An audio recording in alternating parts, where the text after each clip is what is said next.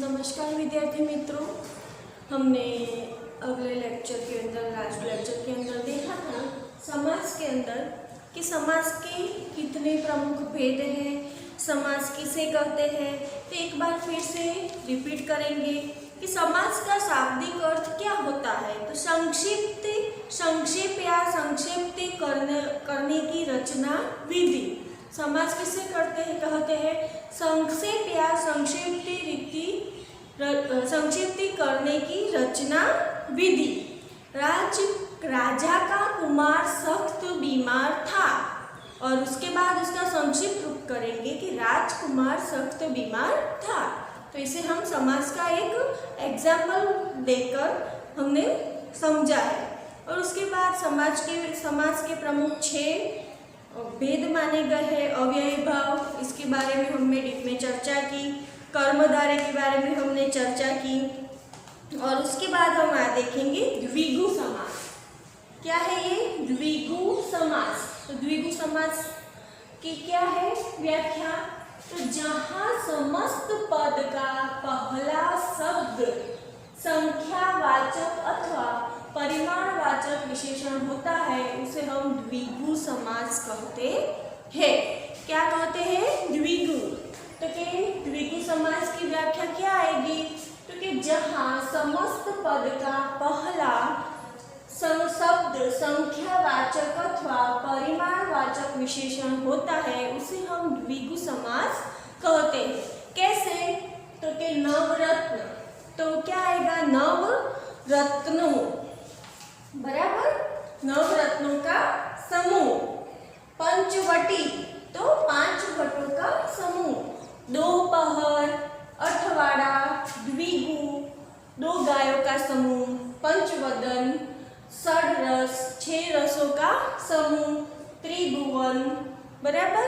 यहाँ पर ये हमें संख्या, परफेक्ट संख्या मिलती है। यहाँ पर 9, 5, दोपहर यानी कि 2, 8, द्विगु यानी कि 2, यहाँ 5, 6, 3, यहाँ पर बराबर बताया गया है किस तरह से कि संख्यावाचक। द्विगु समास को हम क्या कहेंगे? संख्यावाचक। इसी से पता चलता है कि ये कौन सा समास है? द्विगु। कैसे पता चलता है? तो 9 आए, बराबर। नवरत्न, पंचवटी, दोपहर, अठवाड़ा, द्विगु, पंचवदन, षड्रस, त्रिभुवन, परफेक्ट संख्या यहाँ पर हमको मिलती है। इससे पता चलता है कि ये कौन सा समास है? तो द्विगु समास। द्विगु समास में हमें पता चल ही जाएगा कि ये समास कहीं से भी दिखा दो तो हमें पता चलना ही चाहिए कि ये द्विगु समास है। कैसे? इस तरह से 9, 5, दोपहर यानी कि 2, 8 यानी कि 8, द्विगु यानी कि 2 गायों का समूह। पंच यानी कि 5 वदनों का समूह। षड यानी कि 6 रसों का समूह। त्रिभुवन यानी कि 3 लोकों का समूह। यहाँ पर द्विगु समास के बारे में हमने चर्चा की। उसके बाद है द्वंद्व समास। तो कि द्वंद्व समास, इस समास में समस्त पद के दोनों पद प्रधान होते हैं, बराबर। इस समास में समस्त पद क्या है द्वंद्व समास के अंदर? तो कि इस समास में समस्त पद के दोनों पद प्रधान होते हैं, यानी कि दोनों पदों का ही इतना महत्व ही होता है कि दोनों एक दूसरे के बगैर नहीं होते।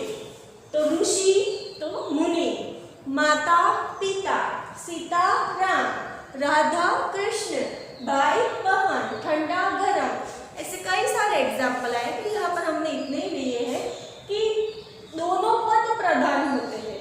जैसे ऋषि तो उसके बाजू में मुनि, माता तो पिता, सीता राम, राधा कृष्ण, भाई बहन, ठंडा गरम। ये द्वंद्व समास के बारे में हमने चर्चा की कि किस तरह से यहाँ पर ये दोनों भाई बहन, ऋषि मुनि, और उसके बाद ये सारे द्वंद्व समास के जो एग्जाम्पल हमने यहाँ पर दिए गए हैं कि किस तरह से द्विगु समास हमने देखा, द्वंद्व समास के अंदर क्या आता है।